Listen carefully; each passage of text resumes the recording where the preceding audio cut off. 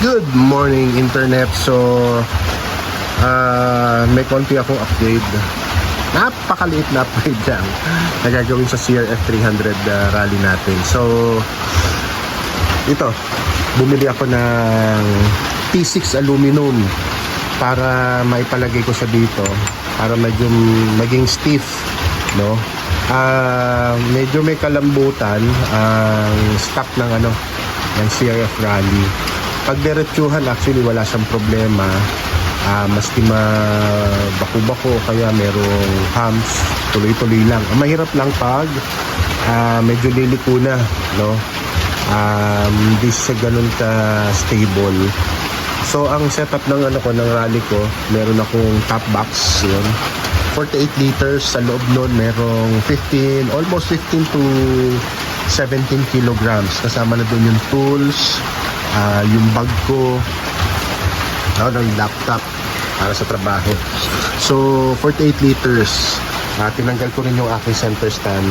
Yan. Madali lang naman siyang tanggalin. Kailangan lang ng sa kabila ay 17 at kailangan mo ng 14 mm na pantanggal ng nut. So ito siya. Sayang kung papalitan ko, try ko muna dito sa Pullman's upgrade. So mamaya dalhin ko siya sa pagawaan. Tignan ko kung magiging difference na for 1 week. Tamang-tama, ibibiyahe ko siya ng malayo. Tignan ko kung ano yung pinakamalaking difference niya. So yun, pag siguro, tingin ko pag mag-isa lang, wala kang dala na gamit, okay siya Tignan nyo nga ito, actually sagad na nga yung ko sagad na sagad siya. So pag gusto mo pang medyo malambot, i-adjust mo sa hanggang dito. Ako gusto ko talaga medyo tumigas pa, so wala na siyang i-adjust pa. That's why I opt to buy this one. Siguro mga nasa 1,000 lang ito, 850 to 1,000, something like that. Nabili ko siya sa Facebook, no, sa group ng CRF. So tingnan ko mamaya, saka siguro 1 week bago pumasok bago pumunta ng long ride Manila to Davao, Davao to Manila, back and forth, no. Tignan ko muna sa 1 week kung ang difference niya. Siguro medyo malaki.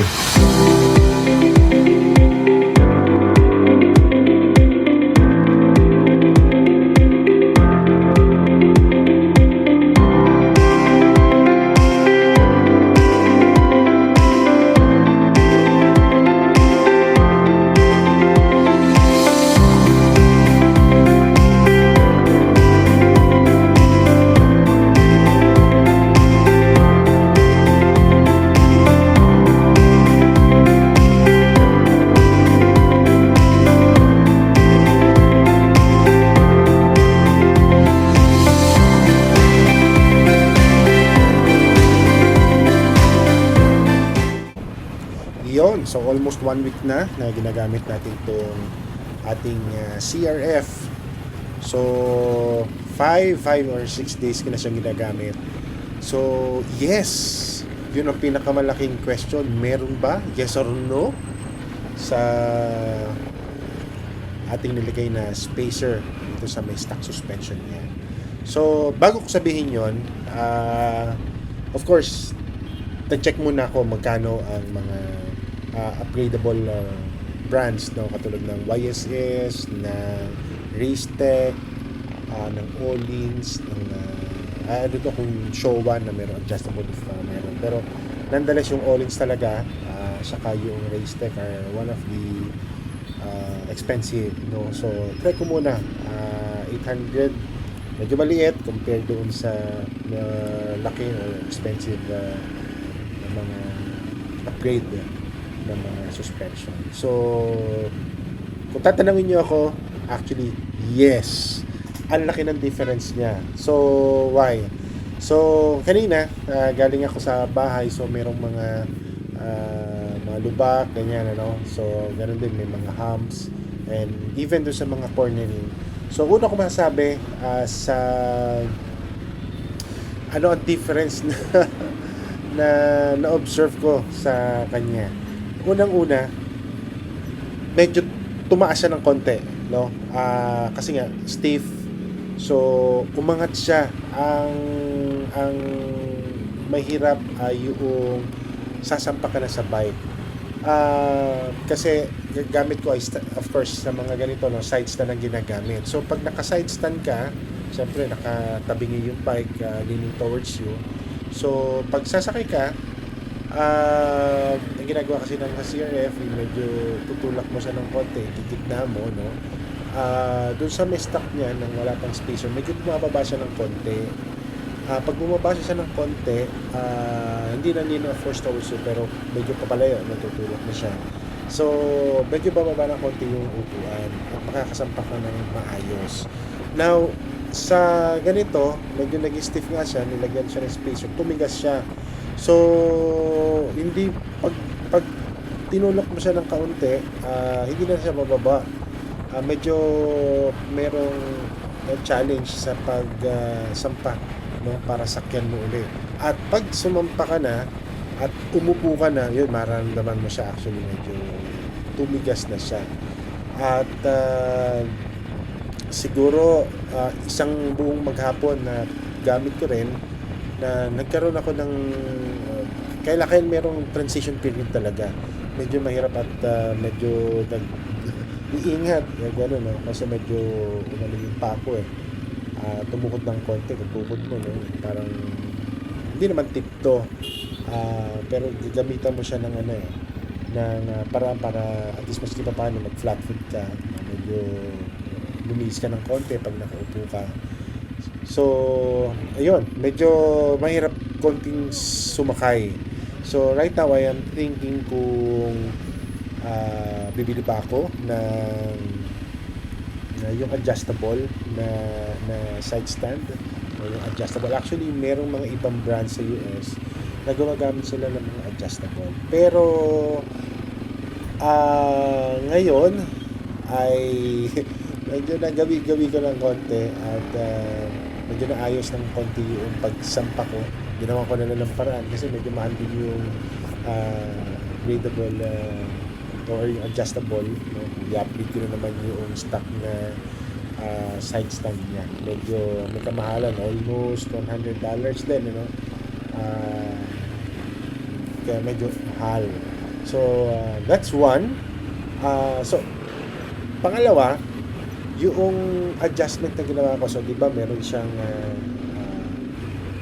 screw na pwede mo siya i-adjust. Actually sinagad ko talaga siya. So nakasagad siya, tapos meron pang spacer. So yun nga, tumigas siya. Nonetheless, pag tumakbo na siya, mararamdaman mo na hindi na siya yung matalbog. Parang nag-equalize siya yung rebound sa yung dumping. Medyo mabigat ako. I am 96 or 98 kilograms. Tapos meron akong backpack doon sa may top box ko sa likod. So yung top box ko almost 15 to 18 kilograms siya pag punong-puno. So meron akong mga tools. Ang mabigat ko doon actually yung mga tools, no? Saka yung bag, kasi may mga laptop ako doon, mas iba kong gamit. Tapos nakahiwalay doon yung kapote ko. So siguro masasabi ko mga 15 to 18 kilograms ang bigat din. Actually mabigat yung top box. Yung top box ko is 48 liters, no? Tapos may mga notebooks pa ako. So parang gano'n, naglalaro sa mga ganong weight. So dati pag tumatakbo ka, alam mo yun, malaro siya, maski na sagad na yung sa adjustment ko. So ngayon pag dumaan na ako sa mga lubak, maski sa humps, ano na siya, hindi siya malambot, pero hindi siya babalik agad, hindi siya babagsak agad. So mas maganda actually siya. parang siya nag-fit para sa akin actually. Ang ganda nung sa rear suspension ko ngayon, hindi ko siya ibabalik. Hindi ko na siya tatanggalin para ibalik sa stock. Talagang eto na yung gusto kong setup para sa rear suspension. So, kung mag-upgrade ako, sa tingin ko medyo malabo pa kasi ah, ah, iba talaga. Talagang hindi siya masakit sa puwet, no? Kasi nung naka-stock pa siya, medyo naramdam ko pa no? May laro pa siya iba yung play niya dati sa ngayon. So, mas lalong gumanda yung suspension niya para sa akin, no? Yun yung parang setup para sa akin. So, hindi ko siya nababaguhin. So, pag isinampa ko siya sa mga meron kami kasing gutter doon, tapos medyo mahaba-haba yon at meron kami kasing bukid na maliit. So, inikot-ikot ko doon. Talagang mas maganda siya. Saka sa mga humps, actually, dire-diretso lang din ako. Maganda yung niya, yung play niya. Hindi na siya ganun matalbog-talbog-talbog. I think ngayon mag-iisip ako kung paano naman yung harapan ay i-upgrade ko ba or what. Pero so far para sa akin maganda na siya. So ayan, ito nasa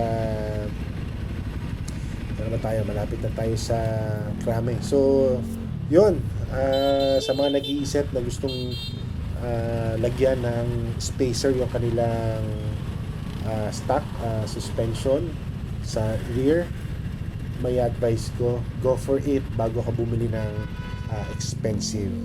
So yun lang. So salamat sa time that sa pakikinig, and happy motoring. God bless po sa ating lahat.